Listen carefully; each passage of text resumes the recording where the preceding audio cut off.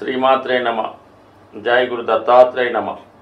ఈ వీడియోలో మనం నవంబర్ 15వ తారీఖు నుంచి రుజుమార్గంలోకి మారబోతున్న శనిగ్రహ ప్రభావం వృశ్చిక రాశి వారికి ఏ విధంగా ఉండబోతుంది అని మనం పరిశీలించినప్పుడు, మరి ప్రస్తుతం వృశ్చిక రాశి వారికి 4వ భావంలో సంచరిస్తున్నటువంటి శని భగవానుడు అర్ధాష్టమ శని ఫలితాలు ఇవ్వడం జరుగుతుంది.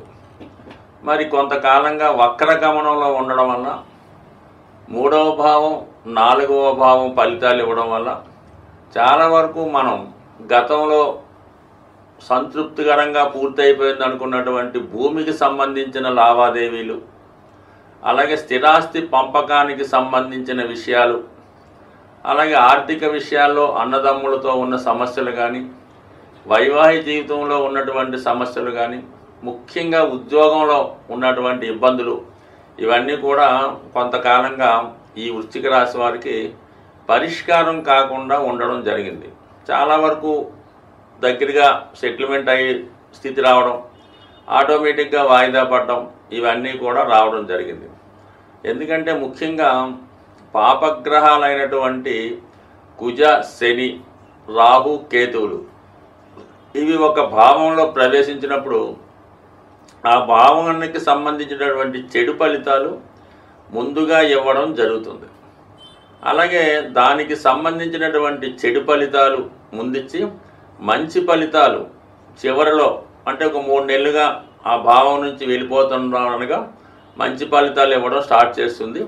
అలాగే ఈ సమయంలో మీరు ఏదైతే పోగొట్టుకుంటారో తిరిగి మళ్ళీ అవి సాధించడం జరుగుతూ ఉంటుంది. అంటే ఇంచుమించుగా మీకు ఈ నవంబర్ 15 నుంచి 29 మార్చి 2025 మధ్యకాలంలో, అంటే ఈ 134 రోజుల్లో కేవలం ఈ వృశ్చిక రాశి వారు గత 2.5 సంవత్సరాలుగా ఏవైతే పోగొట్టుకున్నారో అవన్నీ తిరిగి సాధించడం జరుగుతుంది. మళ్ళీ కొత్తగా మీ ప్రయత్నాలు కూడా ఫలించే అవకాశం ఉంది. అంటే ముఖ్యంగా ఏంటంటే చతుర్థ భావం కాబట్టి విద్యార్థులు ఎవరైతే తన యొక్క పరీక్షల్లో ఎక్కువగా బ్యాక్లాగ్స్ ఉండి మరి ఫెయిల్యూర్ అవుతున్నారో వారు ఈ సమయంలో, అంటే నవంబర్ 15 తర్వాత వచ్చే ఎగ్జామ్స్ రాయడం వల్ల వారి యొక్క బ్యాక్లాగ్స్ పూర్తి చేసి విద్య సంపూర్ణంగా పూర్తి చేయడం జరుగుతుంది.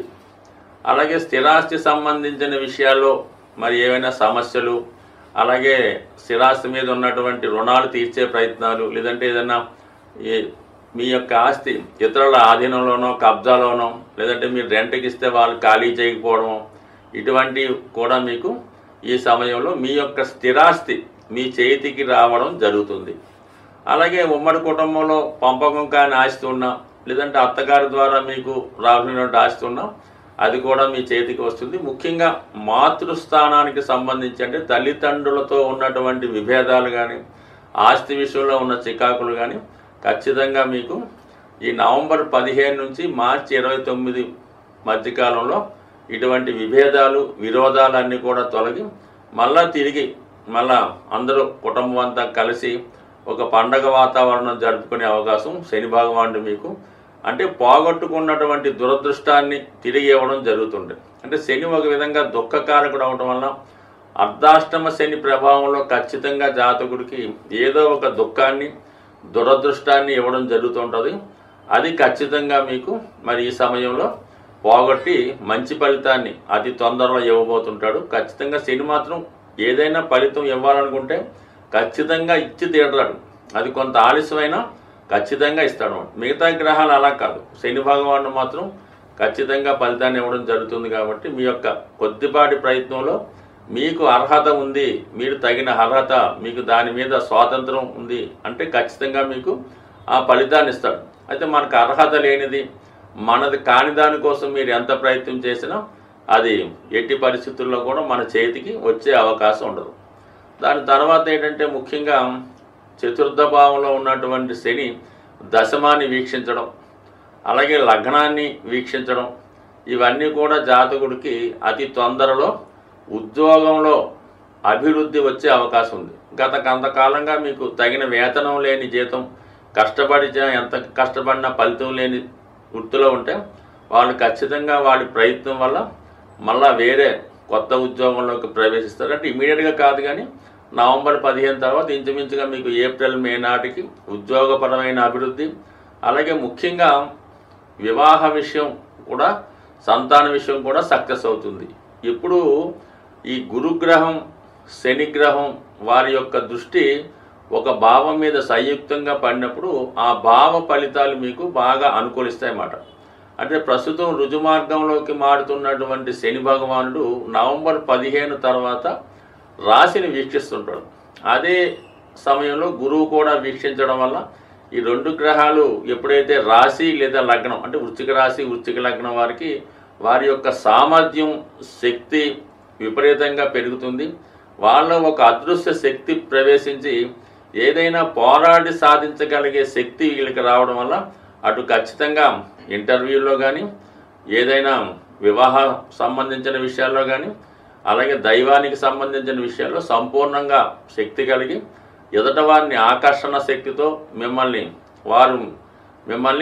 వారు ఒకరికొకరు నచ్చి అటు వివాహానికి అన్నిటికీ కూడా శుభం కలుగుతుంది. సో ఏదైనా గురుగ్రహ అనుగ్రహం సంపూర్ణంగా వృశ్చిక రాశి వారికి ఉండడం, శని భగవాని యొక్క అనుకూలత, ఈ రెండు కూడా జాతకుడిని అభివృద్ధి వైపు తీసుకెళ్లే అవకాశాలు చాలా బలంగా ఉన్నాయి. శని యొక్క ప్రభావాన్ని నుంచి, అంటే చెడు ఫలితాన్ని నుంచి తప్పుకోవాలంటే ఏకైక మార్గం చాలా క్రమశిక్షణతో మెలగడం అన్నది చాలా ఇంపార్టెంట్ అయిన విషయం. ఎక్కువగా దేహానికి, అంటే శరీరానికి కష్టం కలిగించే విధంగా చేయు పనులు చేసినప్పుడు శని యొక్క అనుగ్రహం కలుగుతుంది. తగు విధంగా ఆరోగ్యం కూడా రావడం జరుగుతూ ఉంటుంది. సో ముఖ్యంగా ప్రతిరోజు కొద్దిసేపైనా నడక, అలాగే చిన్న చిన్న పనులు నడిచి చేసుకోవడం వల్ల కూడా కొంతవరకు ధనం ఆదా అవుతుంది. అలాగే శరీరంలో శక్తి కూడా పెరుగుతూ ఉంటుంది. ముఖ్యంగా కుటుంబంలో ఉన్నటువంటి వృద్ధులు పెద్దవాళ్ళు శని యొక్క రూపానికి ప్రతిరూపాలుగా ఉంటారు. ఎట్టి పరిస్థితుల్లో కూడా కుటుంబంలో పెద్దల్ని అశ్రద్ధ చేయకుండా వారికి తగు విధంగా సహాయపడుతూ, వాళ్ళ అవసరానికి ఏదైనా జీవితంలో, అంటే కనీసం రోజుకి ఒక్కసారైనా వాళ్ళని పరామర్శించడం, వాళ్ళకి ఏవైనా అవసరాలు ఉన్నాయా, ఏవైనా వస్తువులు కావాలా అని తెలుసుకోవడం వల్ల కూడా శనిగ్రహ అనుగ్రహం జాతకుడికి లభిస్తూ ఉంటుంది. దాని తర్వాత ముఖ్యంగా వృద్ధాశ్రమాలు, అలాగే వృద్ధులు చాలా బలహీనంగా ఉంటూ చాలామంది ఈ మధ్యకాలంలో మనకి చాలా ఇబ్బంది పడుతూ ఉంటారు. అటువంటి వారు మీకు బంధువులే కానక్కర్లేదు.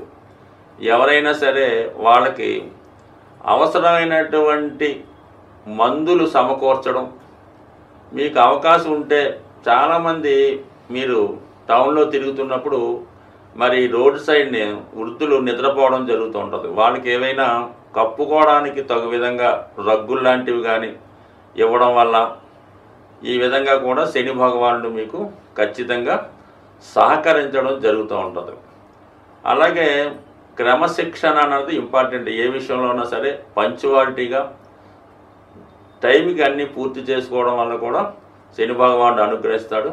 అయితే శని యొక్క అనుగ్రహానికి అనుకూలమైనటువంటి సమయం ఇది. అదృష్టవశాత్తు మనకి ఇప్పుడు ఈ కార్తీక మాసం మనకి దీపావళి మర్నాడు నుంచే ప్రారంభం అవడం జరుగుతుంది. కాబట్టి ఎవరైనా సరే వీలైతే ఈ కార్తీక మాసంలో వచ్చే 30 రోజులు విధి విధానంగా ఏ సమయమైనా పర్లేదు ఒక్కసారి శివాలయాన్ని దర్శించుకోవడం, ఏదో ఒక దీక్ష తీసుకోవడం మంచిది. లేదంటే 4 సోమవారాలు, 4 మంగళవారాలు, 4 లక్షవారాలు ఈ విధంగా వీలైతే ఉపవాసం ఉండి మరి ఆ భగవంతుణ్ణి మనసారా ఆరాధించడం వల్ల అటు శివుని యొక్క అనుగ్రహానికి, అటు విష్ణుమూర్తి అనుగ్రహానికి పాత్రులవుతారు.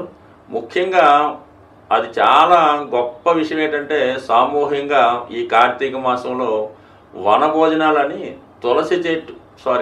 ఉసిరి చెట్టు కింద భోజనాలు చేయడం జరుగుతూ ఉంటుంది. అలా వీలుంటే ఒక్కసారి మీరు కూడా ఈ ఉసిరి చెట్టు కింద మరి చక్కగా అందరితో కలిసి సహంగా భోజనం చేయడం వల్ల, మీరు వీలుంటే కొంతమందికి మీరు ఇటువంటి భోజనాలు ఏర్పాటు చేయడం వల్ల కూడా ఖచ్చితంగా ఈ అనుగ్రహం మీ మీద లభిస్తూ ఉంటుంది. అలాగే ఈ కార్తీక మాసంలో లక్ష్మీ అమ్మవారికి ఈ ఉసిరికాయలు, అంటే పెద్ద ఉసిరికాయలు, కనీసం అంటే లెక్కతో సంబంధం లేదు, కొన్ని అమ్మవారికి సమర్పించి అవి మీ దగ్గర మీ ఇంట్లో దాచుకొని వీలైనప్పుడు దాన్ని ఉపయోగించడం వల్ల కూడా మరి లక్ష్మీ అనుగ్రహం, శివుని అనుగ్రహం ఇవన్నీ కూడా ఈ కార్తీక మాసంలో మీకు లభిస్తూ ఉంటాయి. కాబట్టి ఎవరి ఆచారాన్ని బట్టి, ఎవరి అవకాశాన్ని బట్టి విధి విధానంగా ఇది పాటించండి. ఇవేమీ చేయలేము అనుకున్న వాళ్ళు కేవలం ఓం నమశివాయ అనే శివ పంచాక్షరి మంత్రాన్ని, దానికి ఏమీ సమయం అక్కర్లేదు, మాసము అక్కర్లేదు, నెల అక్కర్లేదు, మీకు ఎప్పుడు తోస్తే అప్పుడు ఈ యొక్క మంత్రాన్ని మీరు కనీసం మీకు ఎన్నిసార్లు వీలైతే అన్నిసార్లు మనసులో అనుకున్నా సర్లేదు, బయటికి అనుకున్నా పర్లేదు, ఖచ్చితంగా చేయడం వల్ల మరి ఎంత రుణ బాధలున్నా, ఎంత ఈది బాధలున్నా వాటి నుంచి ఈ శివనామ స్మరణతో 100% బయటపడడం జరుగుతుంది. స్వస్తి.